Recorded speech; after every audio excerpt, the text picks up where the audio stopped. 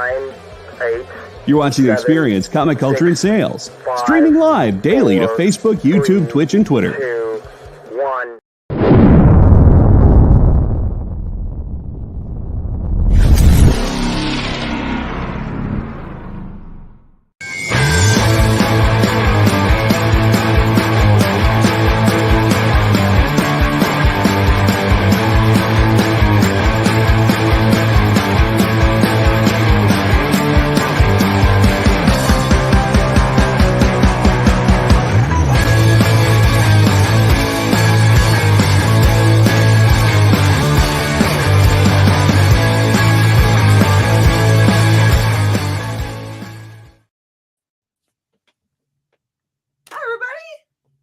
Welcome to Minute to Skim It here on The Experience. I see that all the cool people are in the room. I see Triple B and Castle and maybe Kenneth. It moved down so I can't see anymore. And everyone give us some hearts and thumbs up for Jay. Jay is really under the weather and is still figuring out how to be the person behind the screen and make sure that you guys get this review show. So if you can give him some thumbs up and hearts, you'll at least see that you guys love him. I told him not to show up. You told him not to show up? That's not the way that boy does. He and his whole family are like, if there's stuff to be done, they show up. Mm-hmm. Right?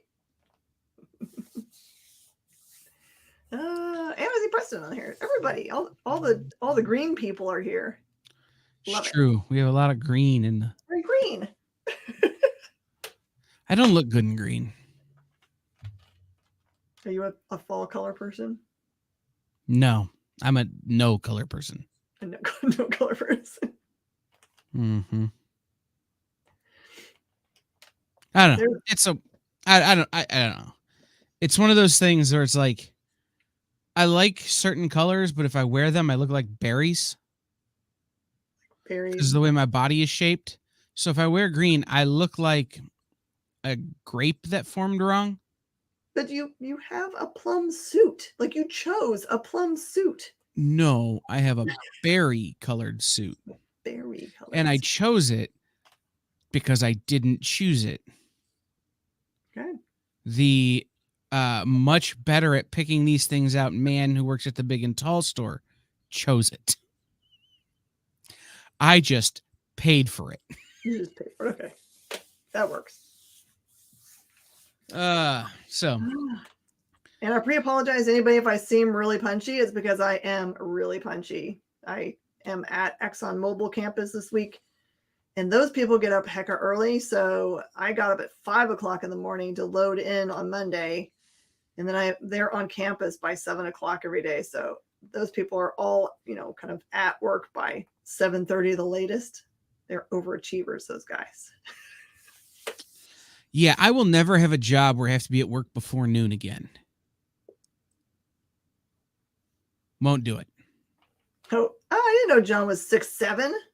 Right, John gets to join the exclusive club of everybody who is taller than Jay.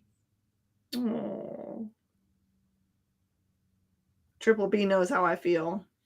Yeah, no, I went to bed at 4:30. Oh, that's bad. Well, I mean, I got a whole 5.5 hours of sleep. Like, I don't know. That's pretty good for me. So, anyway, let's get to the books. Books this is. What do we got? Inga. He's too busy chatting with everybody. Yay! Okay. So this is the awesome series that I read the number 1 of. So I'm happy to get to read number 2. Raphael Grandpa, the art in this is just mind-blowingly good. It's not your typical Batman art at all. It's very stylized. This one pulls farther along in the storyline. Let's see. What do you guys know so far in this Batman? So far, we know that Batman has encountered at the very end this weird looking fellow who's got all black, like his face is either painted black or he's just the darkest skinned fellow I've ever seen. and he's got like, white painted accents on him. They've captured him, and he is basically, reminding them about where they have a commonality. And in this case, he seems to indicate that Bruce spent some time at Arkham mental hospital, and Bruce doesn't remember any of that. He has no idea what he's talking about. So of course Bruce turns to Alfred and says, "What's he talking about, man?"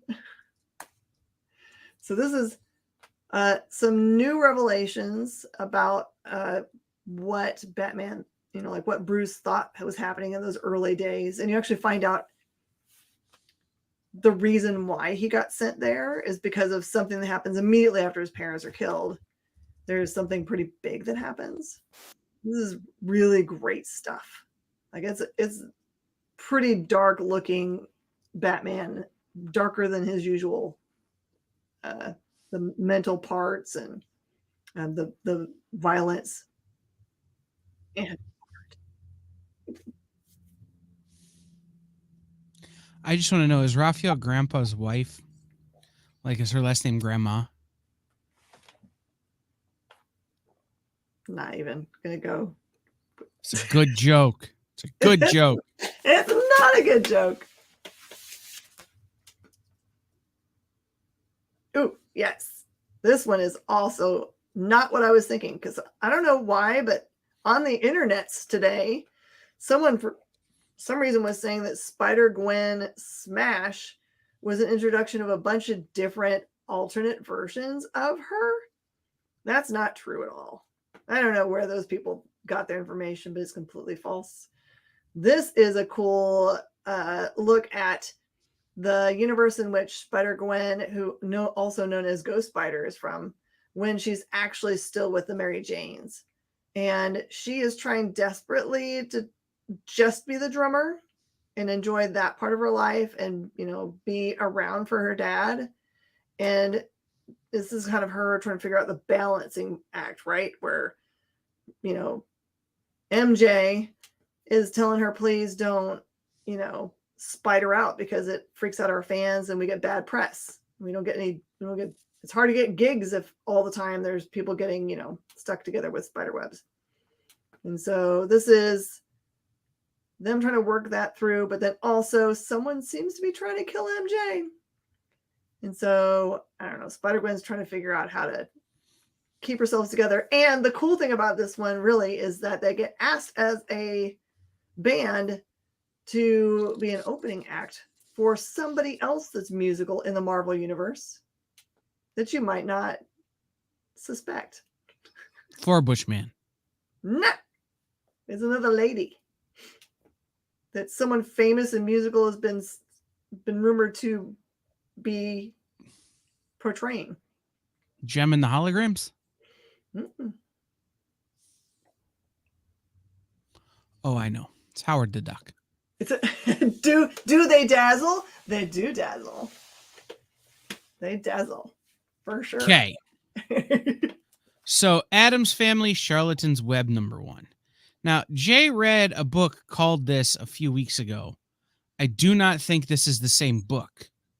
So I'm very confused by a number of things that I know, but that don't happen in this book. So this book really is about the evils of yoga. Or at least the evils of yoga if you're Wednesday Addams. Oh, okay. It's Wednesday, essentially Wednesday and Pugsley find themselves the only people not brainwashed by yoga in this book, and they have to defeat yoga. Are you talking about the person that's teaching them yoga? Nope. Okay. The bending thing. Essentially, you find out that Pugsley, you find out the same thing you always find out. Wednesday and Pugsley are outsiders, and they have a group of friends who are outsiders, but everybody else in town are basically the Stepford wives. And it's because of yoga. Again, I'm going to say yoga is bad. I thought yoga was supposed to chill you out and make you feel happy. Okay, but What if it does that so much you turn into like a zombie? Okay. You're just real relaxed. Yoga in this case could be really interchanged with like super religions or cults or Scientology or cults or the Branch Davidians or cults or Weight Watchers or cults or, you know, Lululemon or cults or really any of those. Did you watch a documentary? No, but it's basically really anything that's a cult, NASCAR, any of those, could be replaced with yoga in this book. There is a backup story that has nothing to do with yoga, but the thing I'm going to take apart with it is just don't bend, and you won't wind up having your brain washed by yoga people. Does it matter if you do hot yoga? Not in the book, although there are some lasers involved. Laser. Oh no. I'm gonna flip through this book now just to see what you're talking about. Okay. The Bloody Dozen. I actually pulled this back out because I was looking at it after I read it and I was like, well, I know that as soon as I finished the book, I thought, man, this is a bunch of different genres thrown together. And I was like, you know what? My brain's not going to remember everything. So I'm glad I have it out. So I'm just going to like throw it through my brain for 2 seconds because I read a ton of really great books this week. Okay. Yep. All right. This book is A Tale of the Shrouded College, which is a group.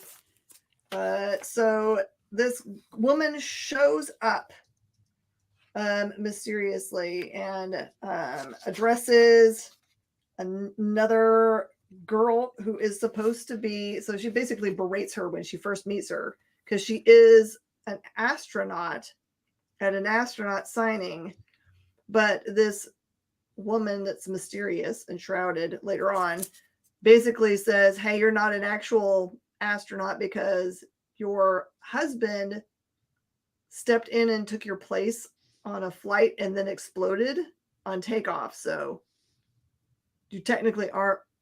And anyway, it's just like the worst, right? Because she's being a complete bee about it. But anyway, she shows up at this woman's house and basically says that I'm actually here for a different purpose. And weirdly, I'm just going to set this up so it'll tease you.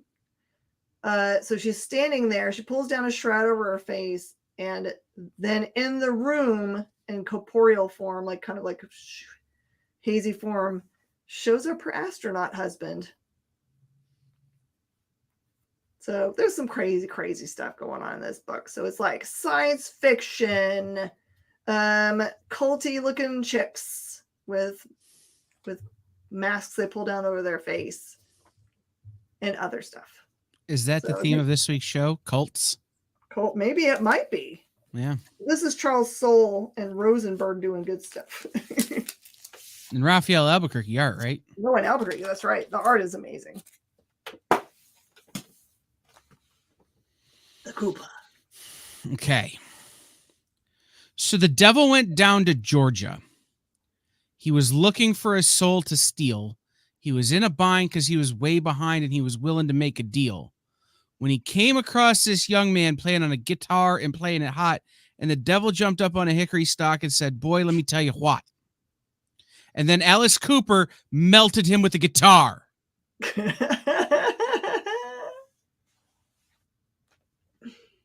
That's the book.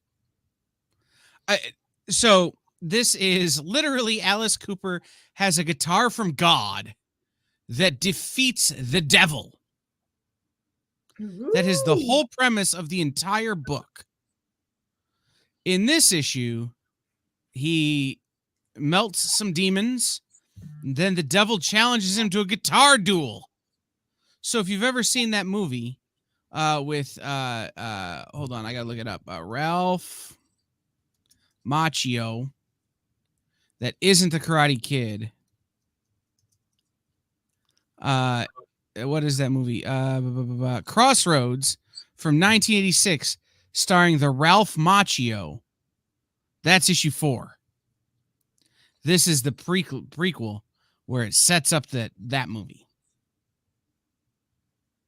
So French. I love how everybody knows Crossroads. That's perfect. You guys are also smart. He does, but like I knew Stevie Vai was in it, but I for the life of me couldn't remember the name of the movie. I'm just like, it's the Karate Kid and Steve Vai. Like, anyway. But yeah, Alice Cooper fighting demons with the power of rock.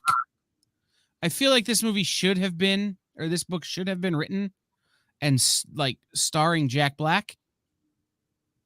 It would have been the same.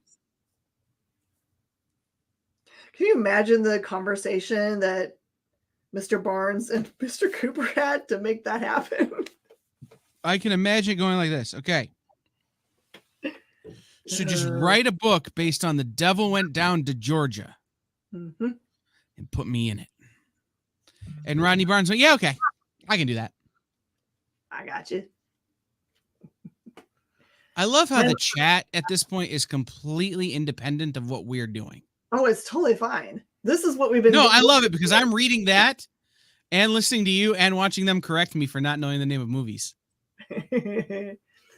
Under Heist. This is one I really, really wanted to read this week. David Lapham writes such great stuff. If you've never tried Stray Bullets, you should absolutely just go and devour that series. But Under Heist is very unique. So this focuses in on a fellow who's kind of down on his luck. He's very clearly probably trying to take the 12-step program for substance abuse, and also is a gambling problem, has a gambling problem, which has in the past made things really terrible. You get to see that stuff in flashback about how he and his current love have ended up in the situation they're in, where, you know, they have to try to pay bookies and they're just trying desperately to save money.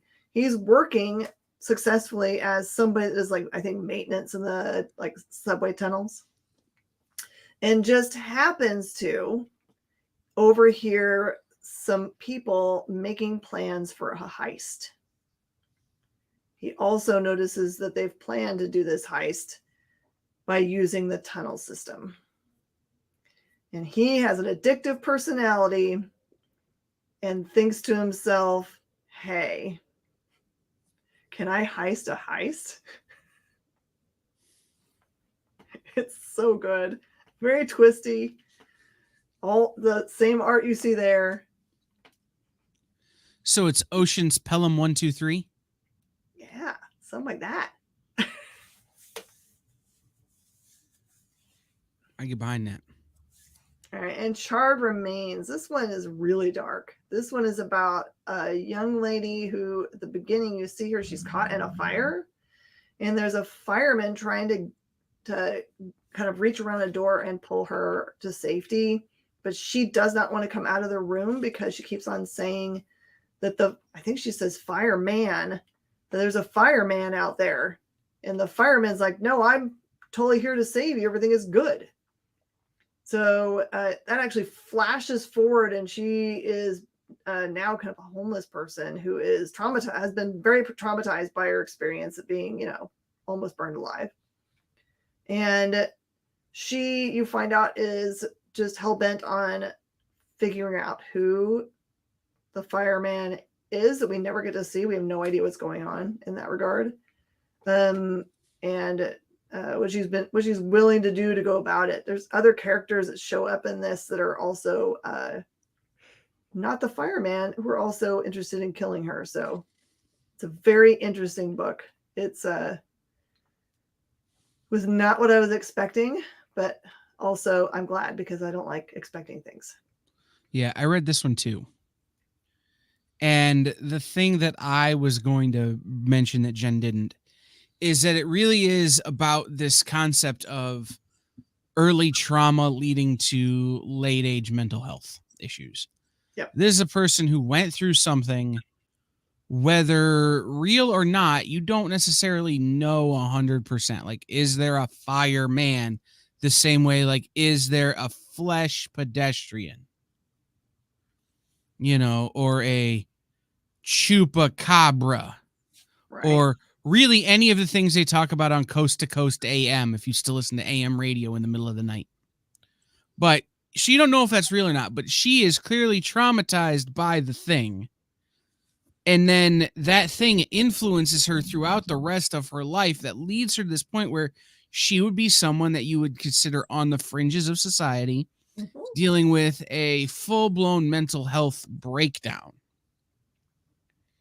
And at the end of the book, you're not sure if the fireman was right to save her, or if she was right to want to be burned alive, or if at the same time there's this other sort of entity at play.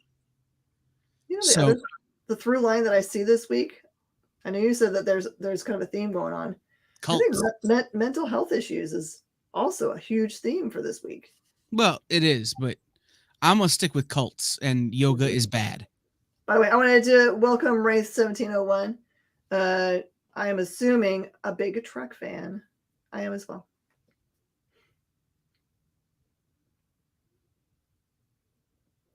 Okay. Oh, you got to read the book you wanted. All right. How many animals doing people things are too many animals doing people things? And if an animal doing people things is a Karen, are they still a Karen? The answer is yes. Miss Piggy is Miss Piggy no matter how you slice it. So you'll recall from the first issue, we meet our main character who just so happens to be a little bit of a, what do you call the serial killer? Karen Bacon. That's good, Eddie. Yeah, kind of. Anyway, so you meet this character in the first issue that is the main character who is also a serial killer and a bear, but a serial killer. They go off to do their serial killing and come back and find that there's been a murder in their own town.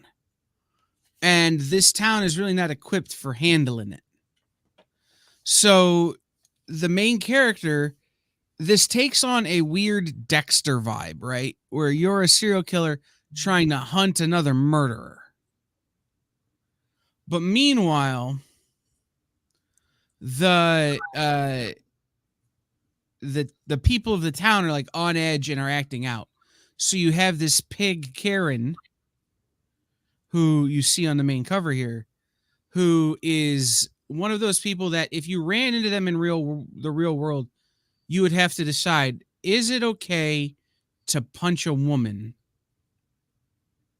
in that moment? And this one, yes. She's awful, but she also may or may not have been the killer. So, like, if you punch her and it turns out she's the killer, were you right or wrong? And this is the conundrum you fight through for part of the book. And then you realize she's not the killer. So you're like, all right, but I hate her. Like, it really makes you feel things about stuff. Also, serial killers. Jokes that only people watching this show right now would get. That is the best, fastest answer to a question. Preston says, how many degrees of separation between Karen and Kevin Bacon? To which Jay says, about 375 for 10 minutes or so. It's true. Also, if you cook bacon that too long, you're cooking it too long. If you cook bacon for 10 minutes, you're cooking it too long. But no, I will go back to this. This is one of those books that it has a lot of elevator pitches to it. Like, again, it's Dexter with animals, but it has some underlying psychological things that really will make you think, and it's pretty nice. Also, there's a whole conversation there where he talks to a turtle, but the turtle gets startled by him. So the turtle has a whole conversation with his head inside his body. Like his arms and legs are out and they're like walking down the street, but the turtle's head is inside its shell. Though it's hysterical. All right, a full disclosure here. This is a huge, thick book. I did not get to read. I did want to talk about it, so I put it on my list. So if you are a Batmite fan, but there hasn't been any Batmite and for way too long. Here is your chance, because this is DC's 'Twas the Mite Before Christmas, and a bunch of cool Batmite stories. 'Twas Buy the it night for before fun. Christmas, and all through the house not a creature was stirring, except for Mr. Mixapicklick. Oh my goodness gracious. Maybe it was cold outside.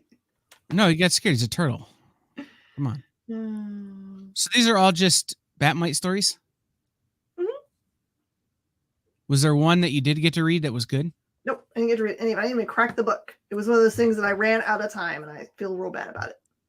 All right, so then we will go on to The Devil That Wears My Face. Again, if you're not reading this, congratulations on sleeping at night.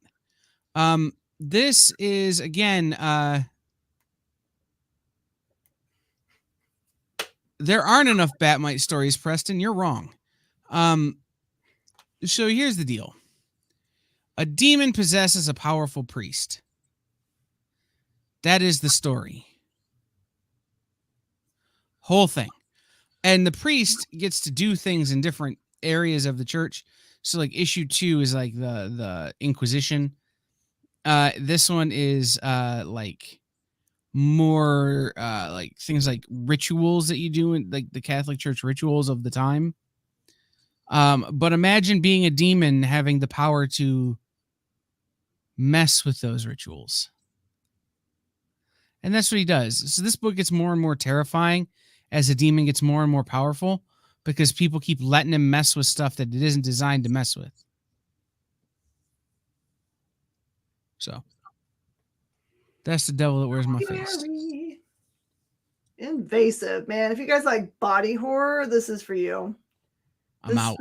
This specifically deals with is you get to see a group of people that are meeting because they have weird addictions to things like corrective surgeries. So or like doing way too many gastric bypasses, or I don't know. They have like real problems saying no to any medical procedure. And they just look really like you expect those horror pictures to look like when people online or just can't stop, we'll just get one more corrective surgery. And it's neat because actually here's another mental health one where one of them admits that even though they have stopped, they're getting help, right, to not do such things. They can't stop thinking about what their next surgery would be. They hadn't decided not to do any more surgeries. So you're like, that person's totally going to do it. But the real creep factor here is that you see that guy with the red eyes in the background? It looks like there is an organization out there who the leader of it is also very obsessed with doing surgeries on people. So, but not to help them. Just think if Jack the Ripper got himself some dude bros to come help him, and they like to attack, surgerize people. It's really a lot of body horror. Not like Repo. Okay. I was really high on this book for the first 2 issues. Yes. I'm coming down. Did it lose you? No, but it's getting to the point where I'm not sure they remember what made the first issue special. And what I mean by that is this, and here's, again, I'm going to say this up front. Naomi Sachs is a person who is dealing with actual mental health issues. And this book is largely based on her own struggles. So, what I'm about to say is in no way indicative of how I feel about how, if you're going through a mental health struggle, you should handle it. I need her to not heal. You like the brokenness of the character? The thing that makes this book interesting is when is the premise of it's a girl who doesn't know if she wants to live, being the only person that can save all of humanity. In real life, if you're a person who doesn't know if you want to live, just know that you're valued and we want you here. However, in a comic book, I don't need you to figure that out quite so fast. And what is happening in this book is that the mythology that is behind her abilities that she's discovering in the book gives her too much purpose too fast. So you go from this broken character to a character who's on a mission in 3 issues. And it makes it less interesting. It makes it just generic, superhero girl or, invincible girl or final girl kind of vibes. And it isn't that, well, I don't care. We could all just die now and I'd be fine with it kind of tension, right? The tension that made this book so special is the tension between the apocalypse and this girl being like, bring it on. I welcome it. And then being shown that she can't welcome it because she has to save everybody. By this point, she's resigned herself to saving everybody. So there's no more of that tension. And I still think it's a great book. But it's like it's moving too fast. It's like they're trying to tell what should be a 10 issue story in 5 issues. So they're moving too fast. They're not doing enough exposition, not doing enough kind of character study, not doing enough kind of Ross, Rachel, will they, won't they kind of idea. Mm-hmm. And it just sort of kind of takes the wind out of the book sales. That said, the art, Marco Lorenzana's art is incredible again in this issue. The writing is still very, very good. But again, I just feel like there needs to be some of that third party tension, as it were. The depression tension that creates sort of these elevated stakes. And it just doesn't feel like it's in this book.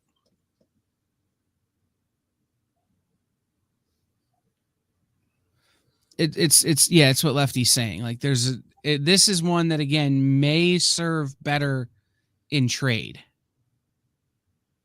Because if you read it as one long issue, maybe it doesn't feel the same. And that's something that I when we go to Comics Pro, I'm going to ask some people. Because I don't know that I'll see enough people to ask beforehand. But how often are books like this composed as a trade? And then the publisher says, well, let's put them out as single issues. Right? Did Ethan and Naomi sit down and write this as a 120-page, story? And then when they decide to put it out as a comic book, it gets broken down. So that's an interesting thing to be paying attention to. Masterpiece. I wanted to read this one, but you picked it. I'm sorry. I wasn't 100% certain when I was doing my picks whether you had said that you weren't going to be able to read or you were going to read. So no, it's fine. I'm glad because I did read an Ed Brubaker trade, which was like it's a lot of reading. 162 pages. Whew. All right. This is one of those cool books that I know I don't mind. Like if it like spreads out the storyline for a long time. So this book opens up with this girl on the front who is calling herself Emma at school, and some guys show up, and it's clear that she's already uncomfortable. Like she's brand new at the school, and she's just trying to like not have attention brought to herself because like all teenagers, right? And these guys show up to her class who flash FBI badges and say that she has to come with them. They basically handcuff her and take her out. And then from that moment forward, she's kind of clued on to the fact that they probably aren't FBI agents, which makes her really terrified for the school system that they would just let anyone with a badge come in and flash it and take a child out. But anyway. What you find out is that girl's name is not Emma. Her name is Masterpiece. That's her actual name. And her parents, who were huge heisters, they pulled off the top 4 heists of all time between the two of them. That's their daughter. And they have disappeared. No one knows where they are. She doesn't know anything about them. They disappeared when she was so young that she doesn't even really remember what was going on. And it's right before they have disappeared, you find out that they pulled a heist on someone who they were working with at one point or the other. And now, weirdly, years and years later, 10 years later, he now has decided he wants to try to find them. So he has her kidnapped. It probably took him that long to find her, actually. But it's kind of cool because the book is really about how did this guy find her? What, how much does she know? There's tons of really cool stuff just about her in general. And why did they name her Masterpiece? It's cool.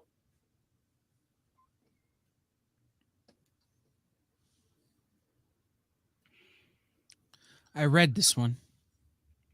I don't remember. Okay, now I do. Okay. Do you see Captain America the Werewolf on the cover? I do see that. Yeah. So this is if Buffy the Vampire Slayer was on LSD, is what this book is turning into. And I'm here for it. So the main character in this book, you'll remember from the first 2 issues when I read them, is a vampire.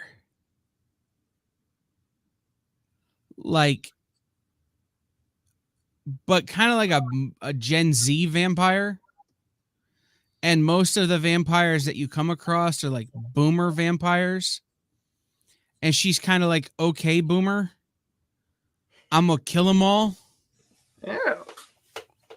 But she's using vampires' natural weaknesses against them.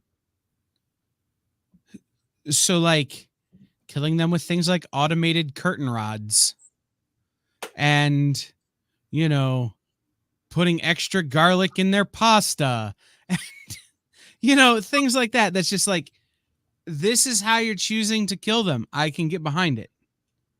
It's not your traditional, a stake through the heart or, any of that kind of stuff. No. It's we're going to be sneaky about it. And so she has developed sort of a, what's the word I'm looking for? Gang of assistants. Some of them would be considered familiars. Others would be considered lesser vampires or creatures of the night. But one way or another, she has a team that are going around and eradicating essentially the boomer vampire generation. Because the world will never get better so long as boomer vampires are in charge. And so that's what this is turning into. And it's just becoming kind of a fun romp of a million ways to die if you're a vampire. And you're starting to see other vampires, other famous vampires from history in the book. So Nosferatu is on the cover and plays a predominant role in this book. It is kind of funny that they've chosen things that actually exist already. Like Capwolf exists. Right. Get off our phones, dang kids. Yeah, no, it's a fun little book. I want to say hi to Black Box. Thanks for stopping by. Making some awesome books. All right, Moon Knight. They've been talking about this for a long time, so I'm not going to spoil anything by telling you. Moon Knight dies in this issue. You should have been clued into that when I told you 5 issues ago that he was going to die in issue 30. Also says the last days of Moon Knight. Right, he was critically injured in the last book, and so this is he's not quite dead when we see at the beginning of this one. Is the long drawn out? You saw this coming, bro. And he's been hanging out with a bunch of people recently, so it works through them. You're welcome. And I will tell you that if you were hoping for what everyone else is hoping for in this is to actually show you who might take up the mantle of Moon Knight, they don't actually get you that. They give you a death, but not a first appearance so far. So it's a great read. If you want to see Jed McKay's awesome run finish and wrap up so well, then here's your chance. You should definitely get this book. My immediate vibe is that they shouldn't have anybody else be Moon Knight. It would be nice. It is cool though to see Khonshu show up and say, "I'm excited to have you on my side." Oh, absolutely. But I just think one part of me is like, just to stick it to all the speculators who are like buying these up for the first appearance and stuff the next time. Mm-hmm. Like, just no new Moon Knight. And then at the same time, like, he could stay dead for a while. Well, they already have Moon Knight #1 slated, so because Marvel doesn't know what's good for them. Right. I forgot that this is Marvel we're talking about, not someone who uses actual logical thought. Mm-hmm. I agree. I'm waiting on Shinokage too. All right. Skeeters. Cute. This book is not. No. Is it scary Skeeters? No. But I would not call the art in this book cute. In fact, I would call the art in this book a little bit ramshackle. Ramshackle, using big words. It feels a little all over the place. It almost feels like what they're trying to do is trying to do a Alex Cormack or a even to a lesser extent a Keith Giffen thing with it, where everything's got like 90 different layers of texture and it doesn't really vibe. But the premise is, and this book came out a couple weeks ago, so just know it's out already.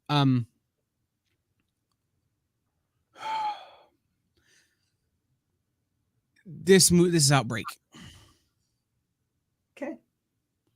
Basically, is that I liked it, but it was like, oh, I've seen this before. Basically, you have a lab accident that ends up resulting in these killer mosquitoes being let loose and killer mosquitoes doing killer mosquito things. Like, it's not a new concept. And again, the art doesn't feel well thought out. Like, sometimes you get books from Mad Cave, like we had earlier with the Andrea Moody art on Charred Bodies. Mm-hmm. This does not feel well thought out or well prepared. And again, the idea is not a new concept. So it's just this weird kind of, I'll give Kelly Williams another issue to prove to me that I need to keep reading. But beyond that, I think I'm done.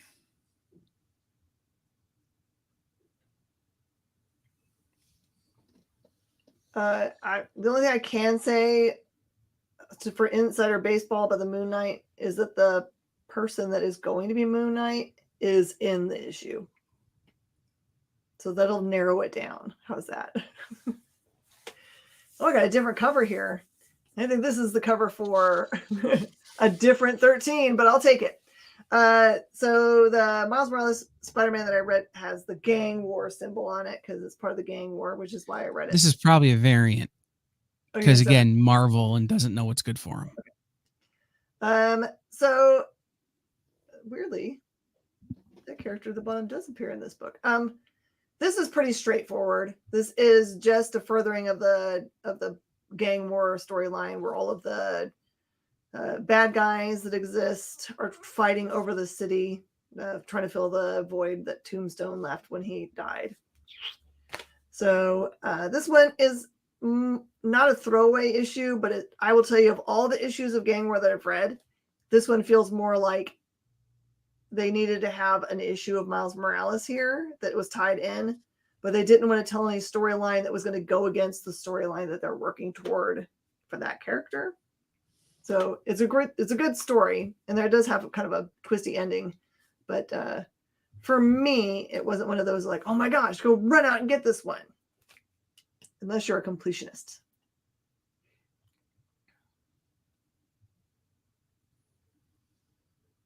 That's weird. I don't see that cover listed. All right. Where the Body Was by Ed Brubaker and Sean Phillips. I hate to break it to everybody.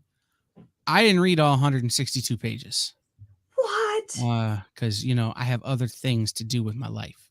I did see a cool picture of Timmy at Arsenal Comics in California recreating this cover. It was awesome. Yeah. It was awesome. So here's the deal. Ed Brubaker and Sean Phillips are the Ryan Johnson of the comic book world. They write stories that keep you guessing right until the very end. You don't know who done it until they tell you who done it. I appreciate that both Ed and Sean can spell their names right, whereas Ryan Johnson can't. So I will keep reading these. That said, this book is set in a sort of an odd setting for them. It's sort of a halfway house kind of setting. And there are a number of people who might not otherwise have interacted were it not for the kind of centralized location.